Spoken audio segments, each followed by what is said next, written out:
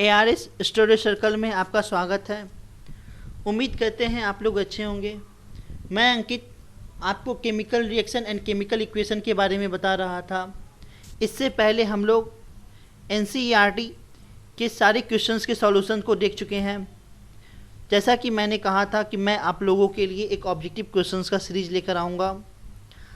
आज मैं आप लोगों को इन सभी ऑब्जेक्टिव क्वेश्चंस के सीरीज को कराऊंगा। जैसा कि आप लोगों को पता है कि अभी CBSE बोर्ड हो चाहे कोई भी स्टेट बोर्ड हो, हर जगह ऑब्जेक्टिव क्वेश्चंस का ट्रेंड चल रहा है। और ये ऑब्जेक्टिव क्वेश्चंस CBSE बोर्ड या कोई स्टेट बोर्ड्स सिर्फ यहीं काम आने वाले नहीं हैं। इसके अलावा आप लोग कोई कंपटीशन देंगे जैसे NTSE, ओलंपियाड या कोई भी कंपटीशन, सभी जगह हर कंपटीशन में ऑब्जेक्टिव क्वेश्चंस ही आता है और वहाँ भी आपको ये क्वेश्चंस काफ़ी हेल्प करेंगे।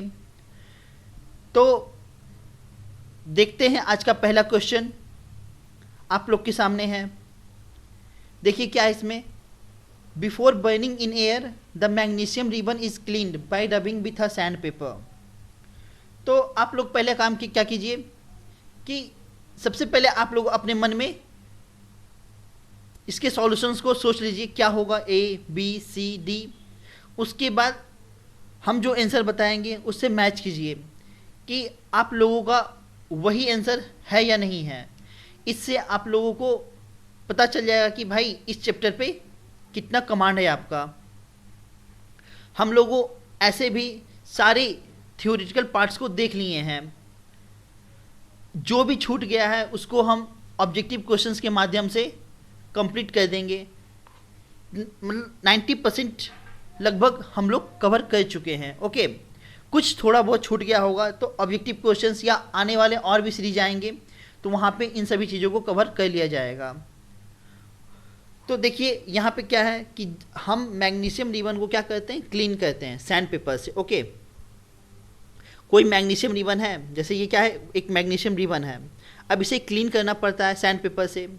क्यों? तो पहला ऑप्शन क्या है आपके पास, make the ribbon surface shiner, ताकि आपका जो मैग्नीशियम का रिबन है वो शाइनर हो, चमके, इसलिए हम क्लीन करते हैं।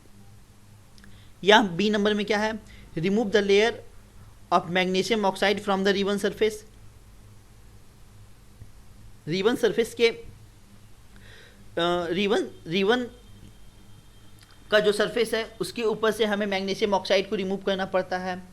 C में क्या है कि उसके ऊपर एक लेयर आ जाता है मैग्नीशियम कार्बोनेट का, उसे रिमूव करना होता है। और D में क्या कर रहा है, remove the moisture from the ribbon surface, या रिबन सरफेस पे से मॉइस्चर को रिमूव करना पड़ता है। तो यहाँ पे क्या होगा,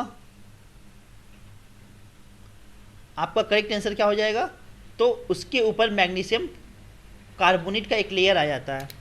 ओके, इसीलिए हम क्या करते हैं, उसे क्लीन करते हैं।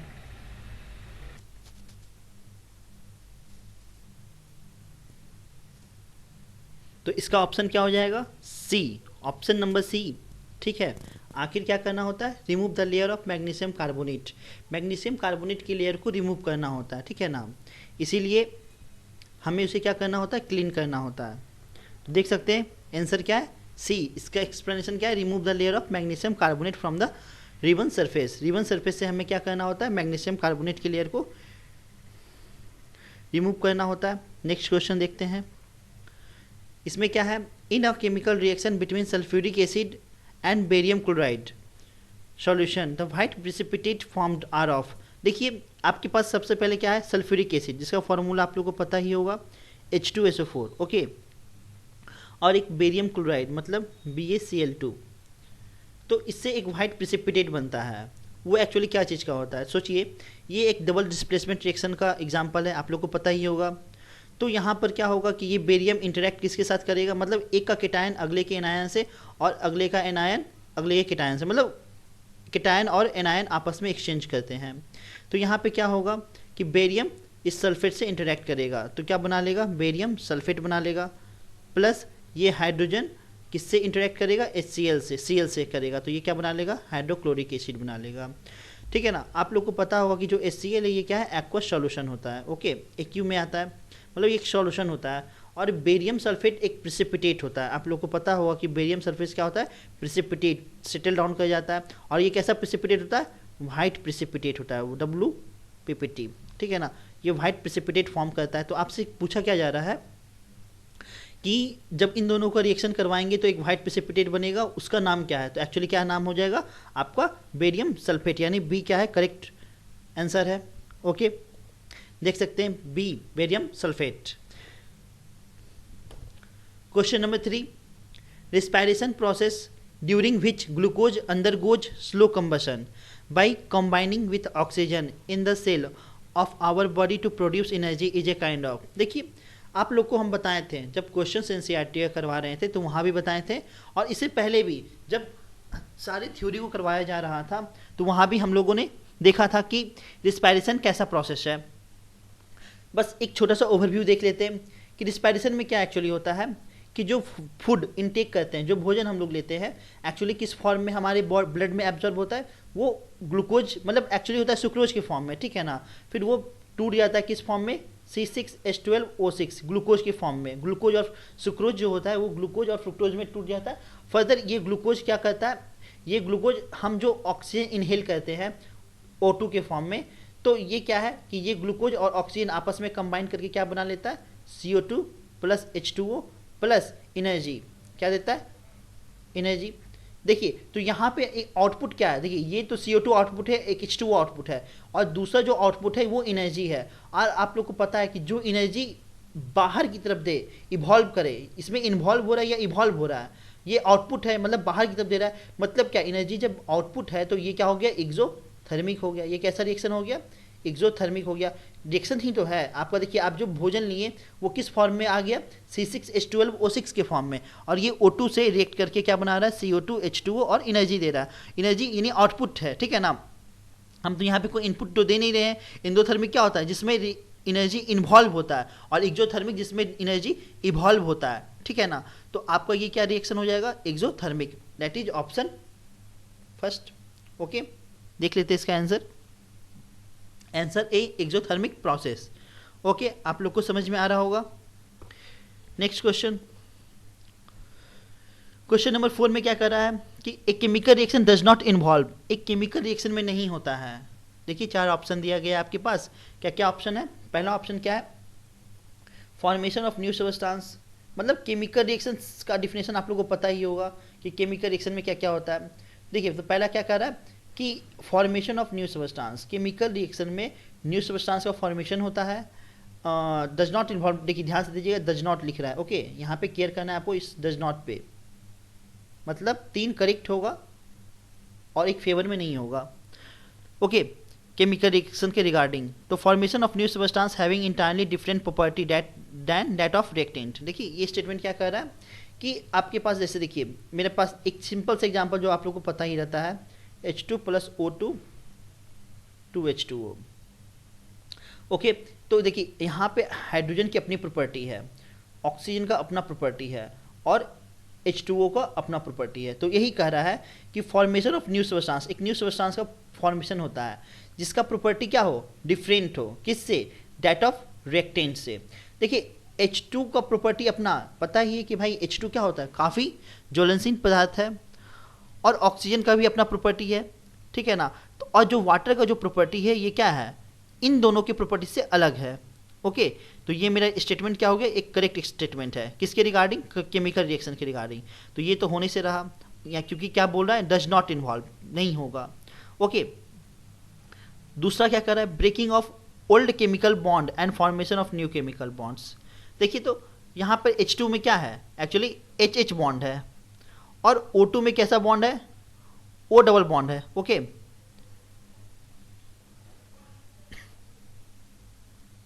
और यहां पे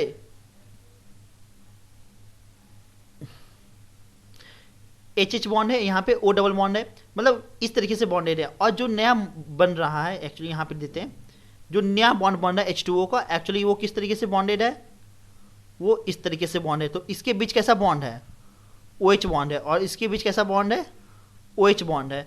और रिएक्टेंट सॉरी प्रोडक्ट साइड पर रिएक्टेंट साइड क्या है, HH बॉन्ड है और O बॉन्ड है। तो एक्चुअली क्या कर रहा है कि जो ओल्ड बॉन्ड है ये टूट जाता है और नया केमिकल बॉन्ड का फॉर्मेशन होता है। ये बात क्या है, एकदम सही है। किसके रिगार्डिंग, केमिकल रिएक्शन के रिगार्डिंग। मतलब ये भी स्टेटमेंट सही है केमिकल रिएक्शन के रिगार्डिंग, ये भी स्टेटमेंट सही है केमिकल रिएक्शन के रिगार्डिंग। लेकिन आपसे क्या पूछा जा रहा है, does not involve rearrangement of atom of reactant to form new products. क्या रीअरेंजमेंट एटम का होता है? हाँ भाई होता है। हम लोग देख चुके हैं कि एटम्स क्या होते हैं, रीअरेंज होते हैं और न्यू प्रोडक्ट्स का फॉर्मेशन। देखिए तो HHOO ये एक्चुअली रीअरेंज होके क्या बना लिया, HOHO। ओके, इस तरीके से अपने आप को अरेंजमेंट कर लिया है।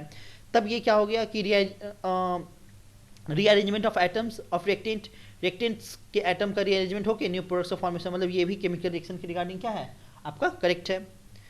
डी नंबर क्या कहता है, changing of atoms of on element in those of another element to form new product.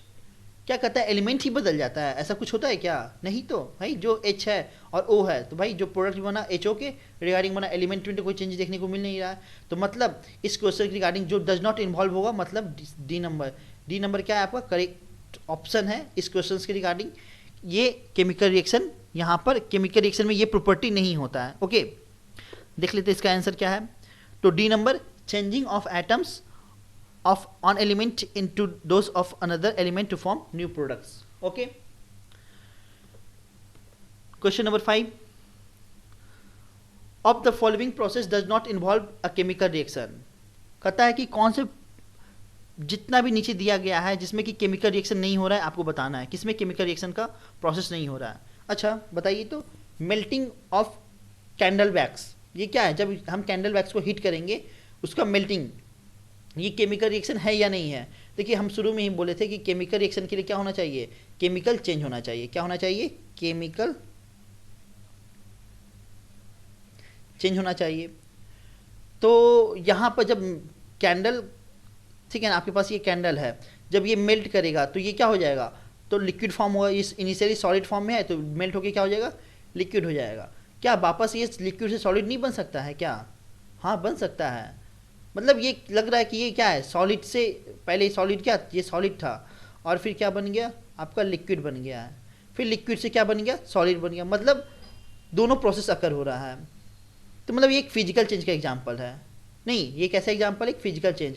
और केमिकल रिएक्शन में क्या होना चाहिए, केमिकल चेंज होना चाहिए। तो मेरा तो ऑप्शन पहला ही क्या हो जाएगा, इसके रिगार्डिंग डज नॉट इन्वॉल्व बोला है, तो यही ऑप्शन करेक्ट हो जाएगा। ऐसे चलिए BCD को भी देख लेते हैं। अच्छा, burning of candle wax when heated, जब हम कैंडल वैक्स को हीट करेंगे, सोचिए तो जब कैंडल वैक्स को हीट करेंगे तो इसका जो फॉर्मूला होता है CXHY, मतलब कार्बन कंपाउंड है। जब इसे हीट करेंगे ऑक्सीजन के प्रेजेंस में तो क्या क्या क्या बना लेगा, CO2 प्लस H2O का फॉर्मेशन करेगा। ओके, तो ये क्या हो गया, आपका केमिकल चेंज है। ओके, तो केमिकल चेंज है, जहाँ केमिकल चेंज होता है वहीं केमिकल रिएक्शन अकर होता है। मतलब ये एक केमिकल रिएक्शन का एग्जांपल है। तो ये तो ठीक है।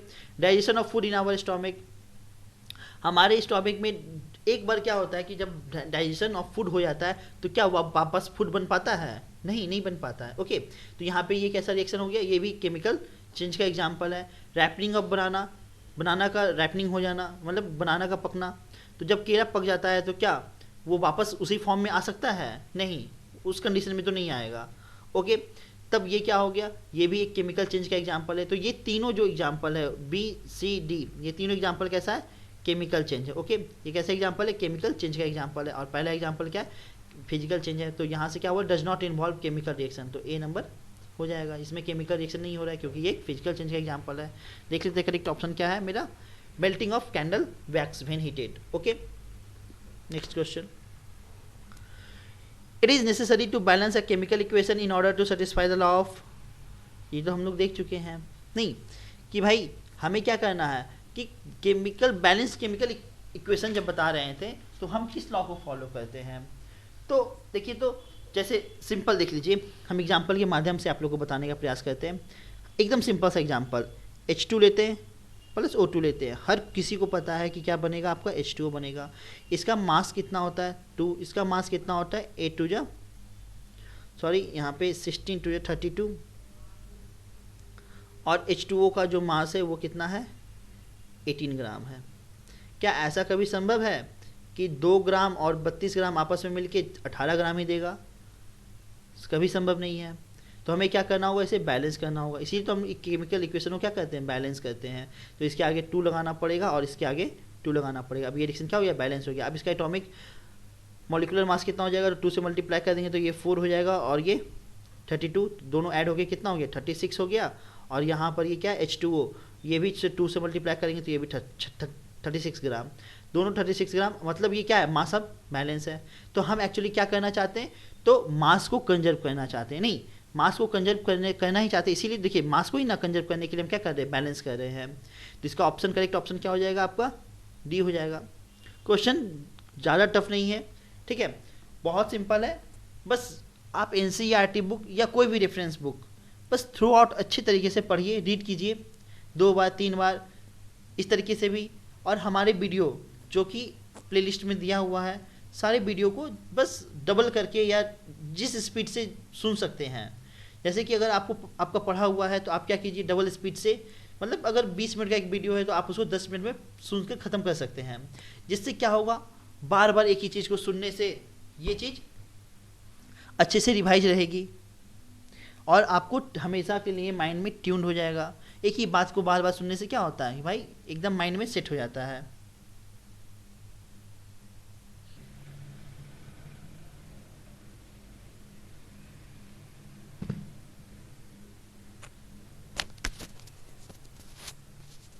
नेक्स्ट क्वेश्चन देखते हैं। All the method mentioned below can be used to prevent the food from getting rancid except। अब कहता है कि देखिए तो हम क्या कहते हैं, फूड को रैंसिड होने से बचाना है हमें। तो देखिए तो अगर हम क्या करते हैं कि स्टोरिंग, देखिए यहाँ पे इन सभी बातों पे ध्यान दीजिए। यहाँ पे क्या कर रहा है, एक्सेप्ट मतलब छोड़कर, ठीक है ना, कि कौन सा मेथड को छोड़कर हम क्या करेंगे, रैंसिड होने से फूड्स को बचा लेंगे। किस मेथड को छोड़कर, देखिए तो पहला ऑप्शन, ये पहला स्टेटमेंट क्या कर रहा है, storing the food in air tight container. अगर हम किसी फूड को एयर टाइट कंटेनर में अगर हम स्टोर कर देंगे तो फूड क्या होगा मेरा, रैंसिड होने से, मतलब इसकी रैंसिडिटी रिटार्ड कर जाएगी, मतलब फूड मेरा ऑक्सीडाइज नहीं हो पाएगा। और आप लोगों को पता ही है कि रैंसिड क्या होता है, ऑक्सीडेशन होता है क्या चीज़ का, फैट्स और ऑयल्स का, ठीक है ना, जिसके कारण फूड्स के स्मेल्स या उसके टेस्ट क्या होते हैं, ख़राब हो जाते हैं। यही आपका रैंसिड है। एक शॉर्ट्स में डिफिनेशन देख लिए। देखिए तो वही कहता है कि हम रैंसिड होने से क्या कर सकते हैं, फूड को बचाना है हमें।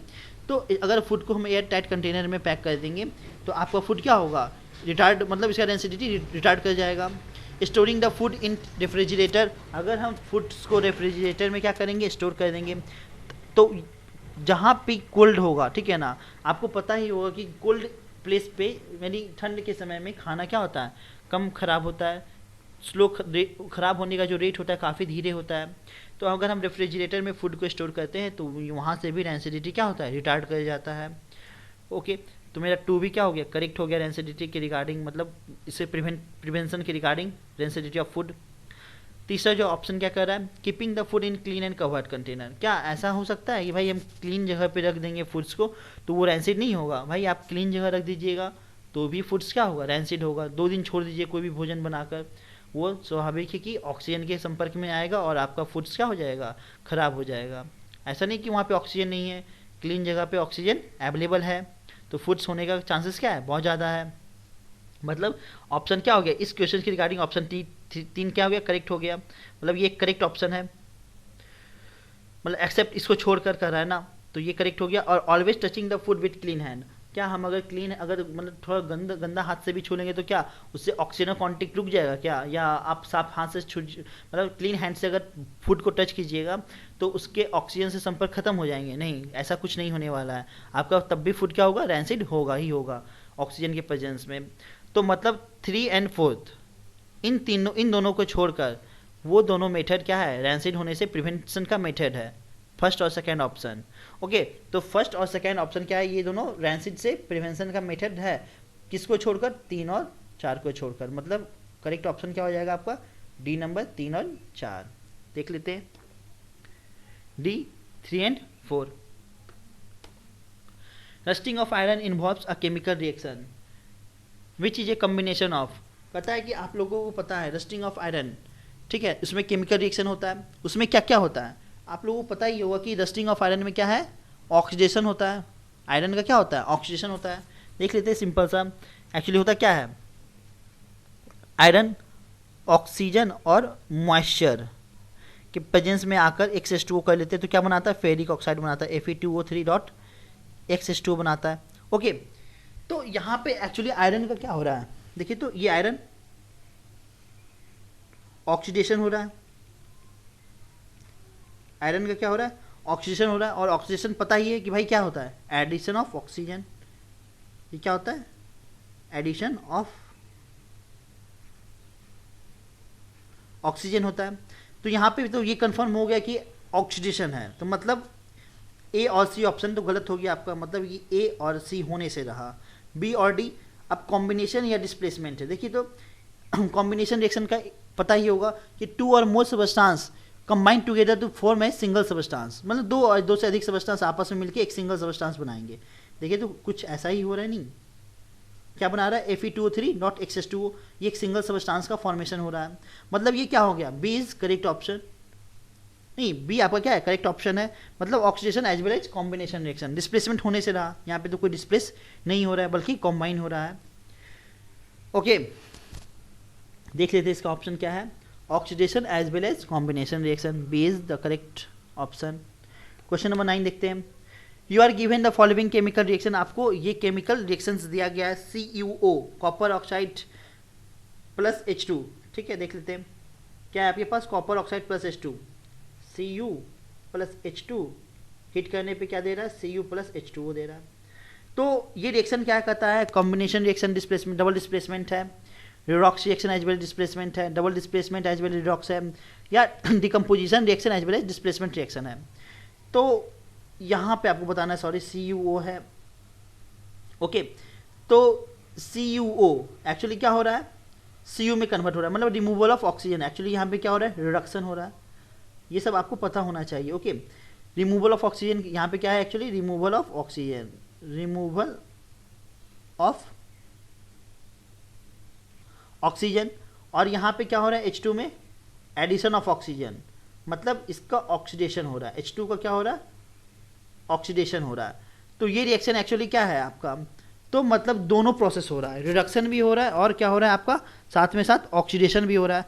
मतलब जब भी रिडक्शन और ऑक्सीडेशन, जब आपका ऑक्सीडेशन प्लस रिडक्शन ये दोनों प्रोसेस साइमल्टेनियसली होंगे तो क्या आप कहलाएगा, आपका रिडॉक्स रिएक्शन। आप लोग को ये सब चीज़ पता होना चाहिए। ये क्या हो जाएगा, redox reaction as well as displacement. क्या डिस्प्लेसमेंट नहीं है क्या, देखिए तो CuO से यहाँ पे क्या हो रहा है, ये कंपाउंड से ऑक्सीजन डिस्प्लेस होके क्या हो रहा है, H2 के साथ अपना कंबाइन कर रहा है। एक्चुअली CuO से क्या हो रहा है, ऑक्सीजन का डिस्प्लेसमेंट हो रहा है और H2 के साथ इंटरेक्ट करके H2O का फॉर्मेशन हो रहा है, तो ये डिस्प्लेसमेंट भी हो गया। तो मेरा ऑप्शन क्या हो गया, B is the correct option.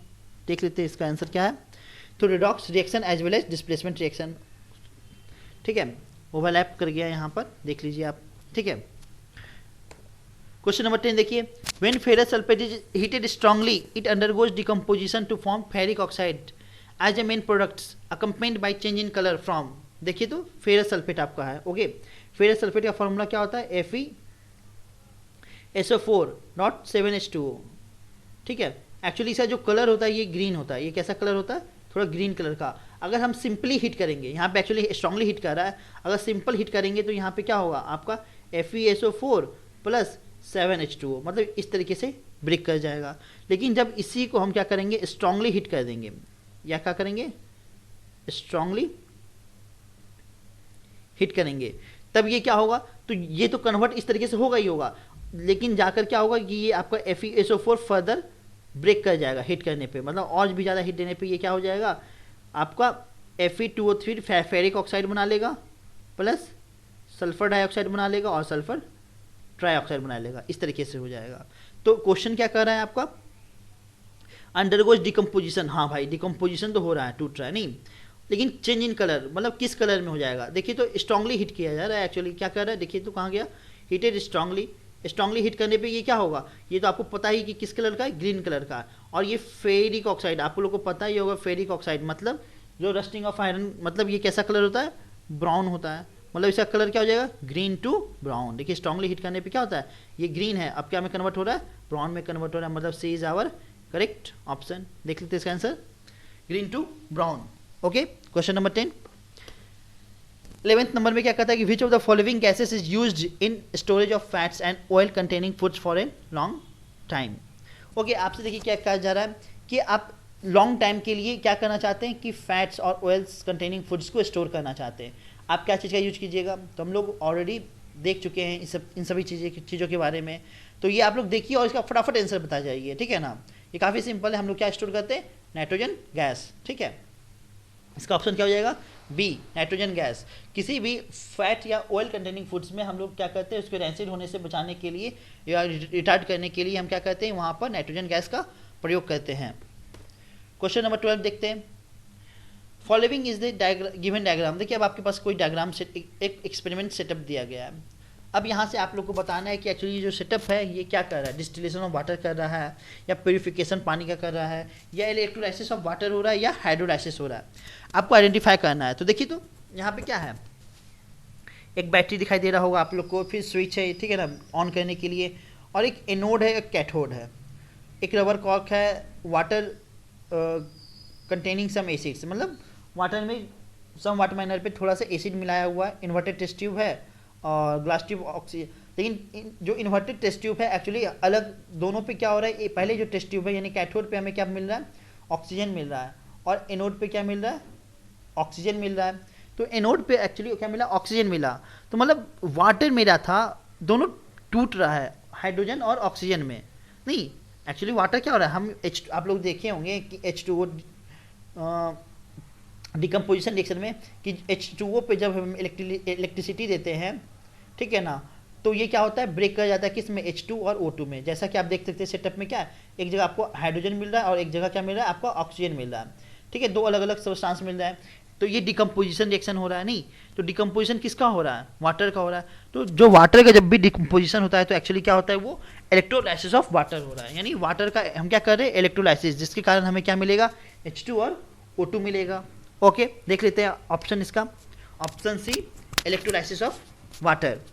ठीक है, काफ़ी सिंपल है, इतना भी टफ नहीं है कि आप नहीं समझ सकते इन सभी चीज़ों को। Okay, question number 13, displacement reaction between iron 3 oxides and a metal X used for welding. ये देखिए, ये कॉन्सेप्चुअल, मतलब कॉन्सेप्चुअल तो नहीं कर सकते हैं एक्चुअली, ये मतलब एक सिंपल सा क्वेश्चन होना है जिसमें कि आप लोगों को पता होना चाहिए ये सब छोटी छोटी बातें। ओके, कि जब वेल्डिंग किया जाता है तो वहाँ पे ये सब क्वेश्चन आप लोगों को बुक में बहुत कम मिलेंगे, ये कहीं ना कहीं से लिया जाता है। कोई भी जब कंपटीशन बुक आप देखिएगा तो वहाँ पे इस टाइप के क्वेश्चंस अवेलेबल रहेंगे, तो वहाँ से ये सब क्वेश्चन को पिक किया गया है। तो देखिए यहाँ पे क्या कहता है कि डिस्प्लेसमेंट रिएक्शन होता है आयरन ऑक्साइड्स और एक मेटल X का, ठीक है ना। यहाँ से समझिए, बहुत अच्छा क्वेश्चन है, ये एक फैक्ट्स है। ओके, ये कोई इस पर कॉन्सेप्ट नहीं है, ये एक फैक्ट्स है। तो यहाँ पे क्या है कि हम क्या करें कि डिस्प्लेसमेंट रिएक्शन बिटवीन किसका, आयरन ऑक्साइड, ठीक है ना, और किस मेटल का यूज करते हैं ताकि हम क्या कर सके, वेल्डिंग द रेल ट्रैक्स का क्या कर सके, वेल्डिंग कर सके। तो एक्चुअली हम किसका यूज करते हैं, तो ये एक जो फैक्ट है इसका आंसर क्या हो जाएगा, डी, एल्युमिनियम डस्ट का यूज करते हैं। ओके, एल्युमिनियम डस्ट क्या करता है कि डिस्प्लेसमेंट, मतलब डिस्प्लेसमेंट रिएक्शन होता है आयरन ऑक्साइड्स और एल्युमिनियम डस्ट का, ताकि क्या होगा वहाँ पे उसका यूज क्या में होता है, वेल्डिंग ऑफ रेल ट्रैक्स, हम रेल ट्रैक्स को वेल्डिंग करने में यूज करते हैं। तो बस आप लोग सिंपली ध्यान में रखिए, अगर इस टाइप से क्वेश्चन आता है तो बस ये फैक्ट्स को ध्यान में रखना है आप लोग को। देखिए, only aluminium dust. Question number 14, neutralisation reaction between an acid and a base is type of. कहता है neutralisation reaction between acid and base, ये एक्चुअली किसका एग्जांपल है। देखिए तो बहुत सिंपल है, बहुत ज़्यादा टफ नहीं है, ये एक्चुअली किसका एग्जांपल है। जैसे ले लेते हैं हम क्या, NaOH, एक बेस लिए और एक एसिड लेते हैं HCl, आपका क्या बना लेगा, एकदम सिंपल सा प्रोडक्ट NaCl प्लस H2O। देखिए तो यहाँ पे Na किससे इंटरेक्ट कर रहा है, Cl से इंटरेक्ट कर रहा है, नहीं NaCl बनाया, ये H किससे इंटरेक्ट किया, OH से, मतलब ये कैसा है, डबल डिस्प्लेसमेंट है। ये क्या है, डबल डिस्प्लेसमेंट है। तो एसिड और बेस कैसा एग्जांपल है, डबल डिस्प्लेसमेंट है। A number is the correct answer. Okay, देख लीजिए ए नंबर। बी में क्या कहता है, H2S प्लस I2, तो H2S और I2 देखिए यहाँ पे भी क्या है, आपको आइडेंटिफाई करना है कि कौन सा ऑक्सीडाइजिंग एजेंट है और कौन सा रिड्यूसिंग एजेंट है। देखिए हम इस रिएक्शंस को अच्छा यहीं पे बताते हैं।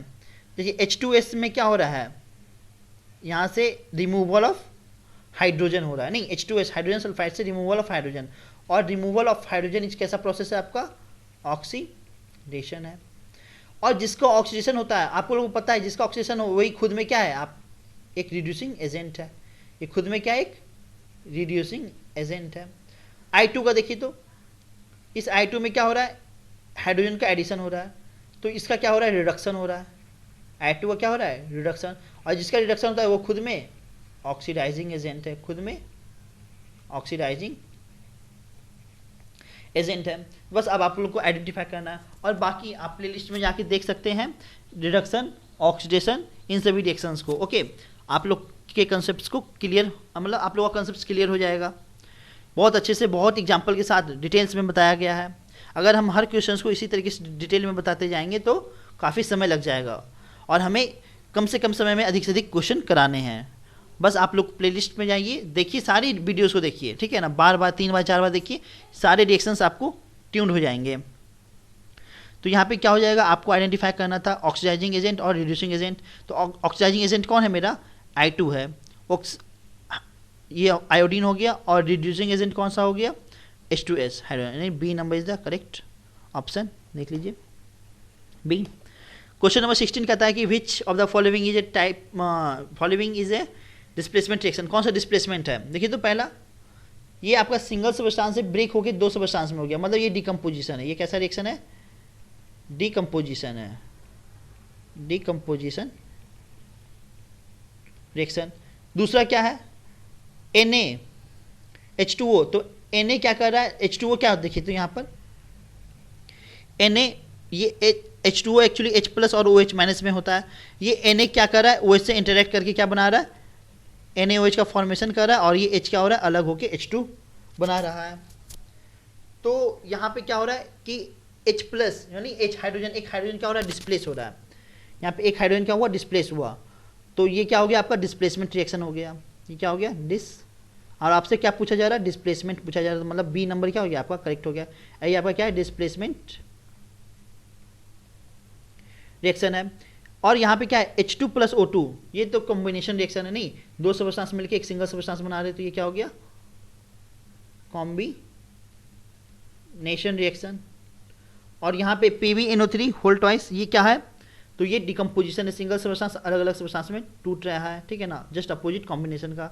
ये क्या हो गया आपका, डिकम्पोजिशन रिएक्शन, ठीक है। तो ये सब आप लोग को पता होना चाहिए। ओके, नेक्स्ट क्वेश्चन देखते हैं, इसका आंसर क्या है, बी नंबर। एक्सप्लेनेशन भी क्या है, sodium displaces sodium hydroxide. Okay, 17 number क्या कहता है कि magnesium ribbon is rubbed before, अभी जस्ट ये क्वेश्चन देखे थे शायद, ठीक है ना। एक्चुअली रब क्या जाता है, उस पर कोटिंग क्या चीज़ का होता है, तो अभी जस्ट देखे थे क्या है, मैग्नीशियम कार्बोनेट का कोटिंग होता है, यानी A number is the correct option, ठीक है ना। मैग्नीशियम के ऊपर क्या आता है, मैग्नीशियम कार्बोनेट का क्लियर आता है, तो हमें उसे क्या करना होता है, क्लीन करना होता है बर्निंग से पहले। ए क्वेश्चन नंबर 18 देखिए, which of the following statement about given reaction are correct. अब देखिए कि कौन सा स्टेटमेंट सही है, तो देखिए तो ये क्या है, Fe प्लस H2O क्या बना रहा है, ferric oxide Fe3O4 plus H2 दे रहा है। अब बोल रहा है कि आयरन यानी oxidation, reduction, oxidising agent, reducing agent. देखिए तो Fe क्या हो रहा है यहाँ पर, यहाँ पे क्या हो रहा है कि Fe में ऑक्सीजन का एडिशन हो रहा है। Fe क्या हो रहा है, Fe3O4 बन रहा है, तो यहाँ पे एडिशन ऑफ ऑक्सीजन हो रहा है। तो एक्चुअली यहाँ क्या हो रहा है, एक्चुअली क्या हो रहा है, ऑक्सीडेशन हो रहा है। तो Fe में ऑक्सीजन का एडिशन हुआ तो ऑक्सीडेशन हुआ, और जो ऑक्सीडेशन होता है वो खुद में क्या होता है, रिड्यूसिंग होता है, मतलब रिड्यूस खुद में एक रिड्यूसिंग एजेंट है, मतलब ये सामने वाले को रिड्यूस करने में हेल्प करेगा। रिड्यूसिंग एजेंट का मतलब क्या हो, ये एक एजेंट है, ये H2O क्या करेगा, रिड्यूस करने में हेल्प करेगा। ओके, और H2O क्या हो रहा है, रिमूवल ऑफ ऑक्सीजन, मतलब क्या, रिडक्शन। जिसका रिडक्शन होता है वो खुद में क्या होता है, ऑक्सीडाइजिंग, मतलब सामने वाले को ये ऑक्सीडाइज कराने में हेल्प करेगा। Oxidising agent. ओके, तो ये हो गया ऑक्सीडाइजिंग एजेंट। अब आप देख लीजिए स्टेटमेंट में क्या है। पहला, iron metal getting oxidised, iron metal oxidise हो रहा है, हाँ भाई हो रहा है, नहीं Fe क्या में हो रहा है, Fe3O4 में आयरन मेटल, मतलब ये करेक्ट है। दूसरा क्या कहता है कि water is getting reduced, reduction, हाँ भाई रिडक्शन हो रहा है वाटर का, H2O का रिडक्शन हो रहा है, मतलब टू भी क्या सही है। Water is acting a reducing agent, water क्या रिड्यूसिंग एजेंट है, देखिए तो नहीं, वाटर एक ऑक्सीडाइजिंग एजेंट है, मतलब ये क्या हो गया, गलत हो गया। Water is acting oxidising agent, water oxidising agent, yes ये करेक्ट है। मतलब कौन कौन सा स्टेटमेंट हो गया, 1, 2 एंड 4 हो गया है, सी नंबर। तो ऑप्शन क्या हो गया, C is the correct. Question number 19 देखते हैं। 19 में क्या है, which of the following are exothermic process. अब आपको आइडेंटिफाई करना है कि कौन सा रिएक्शन क्या है, एक्सोथर्मिक प्रोसेस है। पहला देखिए तो reaction of water with quicklime, देखिए क्विकलाइम का फॉर्मूला क्या होता है, CaO, इसका रिएक्शन किसके साथ, वाटर के साथ। और आपको पता है कि CaO वाटर मिलके क्या बनाता है, कैल्शियम हाइड्रोक्साइड, और यहाँ से बहुत ही हीट लिबरेट होता है। तो ये क्या हो गया आपका, एक्सोथर्मिक प्रोसेस हो गया। डाइल्यूशन ऑफ एसिड, ठीक है, एसिड बेस्ड साल्ट में इसको हम और भी डिटेल्स में देखेंगे कि जब हम क्या करते हैं, ऐसे आप लोग सोचिएगा कि हम एसिड को वाटर में देते हैं या वाटर को एसिड में देते हैं, सोचिएगा और कमेंट कीजिएगा। ओके, तो यहाँ पे क्या है, डाइल्यूशन ऑफ एसिड, तो जब भी एसिड का डाइल्यूशन होता है तो ये भी आपका क्या ऐसा प्रोसेस है, एक्सोथर्मिक प्रोसेस है। यहाँ से हीट क्या होता है, लिबरेट होता है, एक्सोथर्मिक प्रोसेस है। ओके, क्वेश्चन नंबर 3 क्या कहता है, इवापोरेशन ऑफ वाटर, वाटर का इवापोरेशन एक्सोथर्मिक है, नहीं भाई, इसमें क्या हो रहा है, हीट इवॉल्व होता है, नहीं ऐसा कुछ नहीं है। यहाँ पे क्या है, सब्लिमेशन ऑफ ए कैम्फर, ये भी क्या है आपका एक्सोथर्मिक प्रोसेस नहीं है। तो मतलब ये और ये छोड़कर कौन सा हो गया, 1 एंड 2, मतलब option A is the correct answer, ठीक है। और देखिए रीजन में क्या दे रहा है, heat energy is evolved in both process. Okay, question number 20, oxidation is a process which involves, काफ़ी सिंपल क्वेश्चन है, काफ़ी सिंपल है। तो यहाँ पे क्या होगा, ऑक्सीडेशन एक ऐसा प्रोसेस जिसमें क्या होना चाहिए भाई, ऑक्सीडेशन है तो एडिशन ऑफ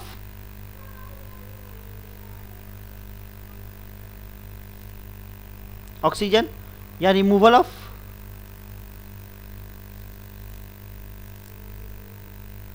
हाइड्रोजन। तो मतलब देखिए एडिशन ऑफ ऑक्सीजन कहाँ है, मतलब A number is correct option.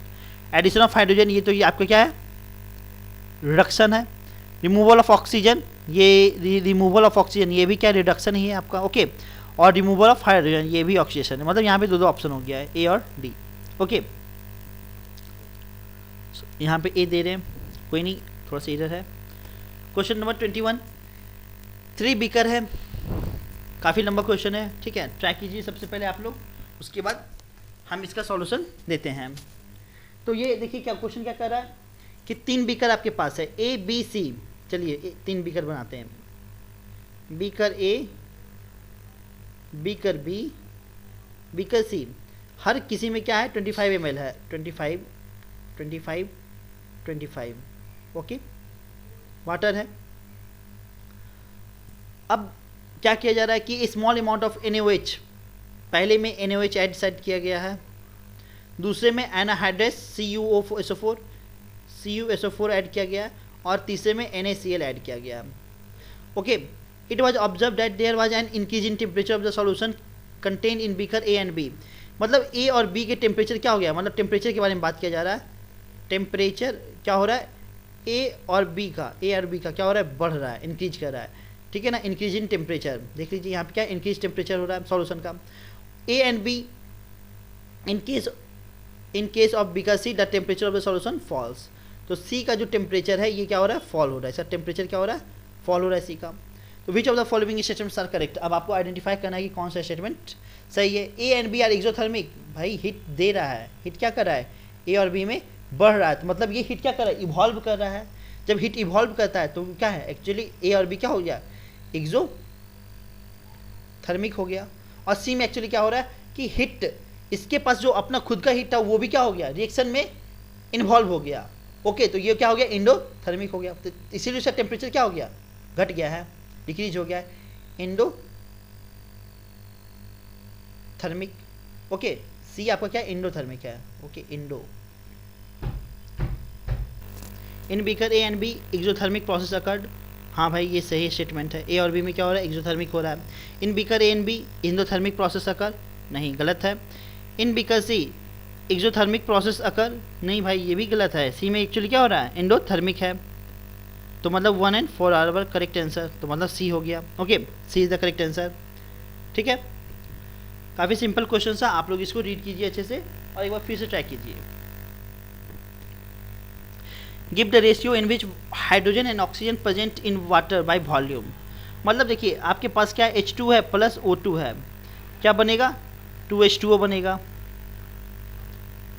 मतलब दो वॉल्यूम अगर हाइड्रोजन का रहे, एक वॉल्यूम अगर इसका रहे तो क्या बनेगा, दो वॉल्यूम H2O बनेगा। मतलब क्या, ये जस्ट आपको चेक करना चाहता है कि आप बैलेंस से जा रहे हैं कि नहीं जा रहे हैं। कोई बंदा होगा डायरेक्ट लिखेगा H2 प्लस O2 H2O बना लेगा तो 1:1 कर देगा, तो ये क्या है, गलत है।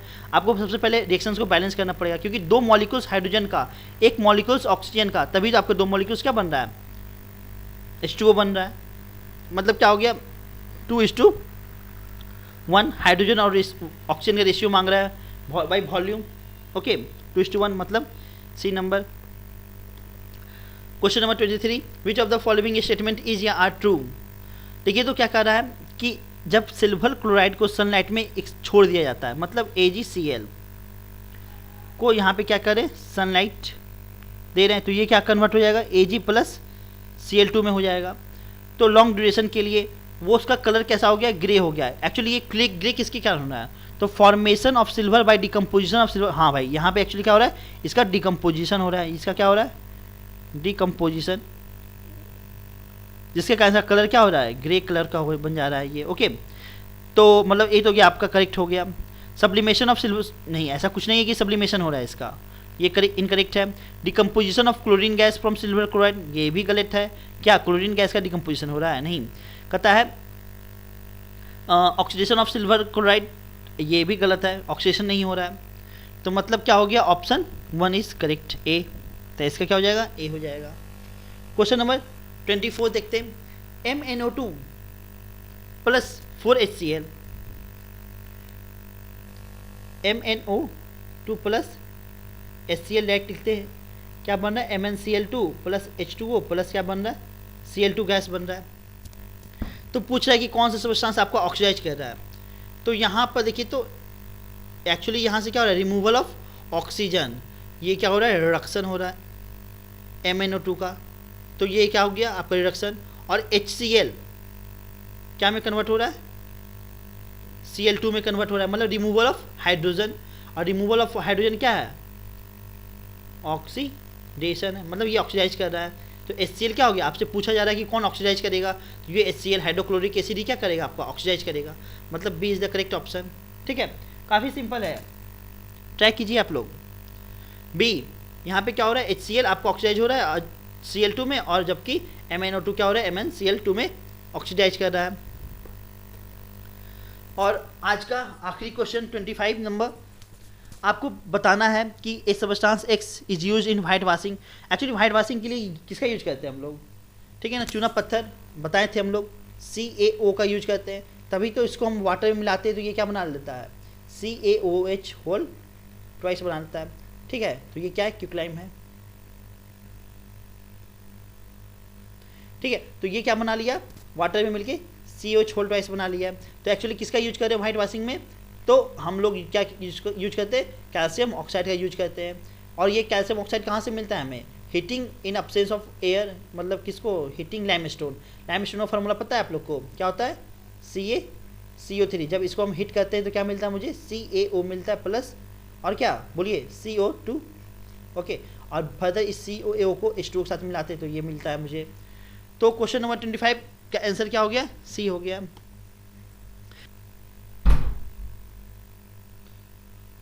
उम्मीद करते हैं आप लोगों को आज का सेशन समझ में आया होगा। हम और भी अगले 25 क्वेश्चंस का सीरीज लेकर आएंगे आप लोगों के पास, तो हमारे साथ बने रहिए। Be happy and tuned with us. Thank you for watching the video. Thank you.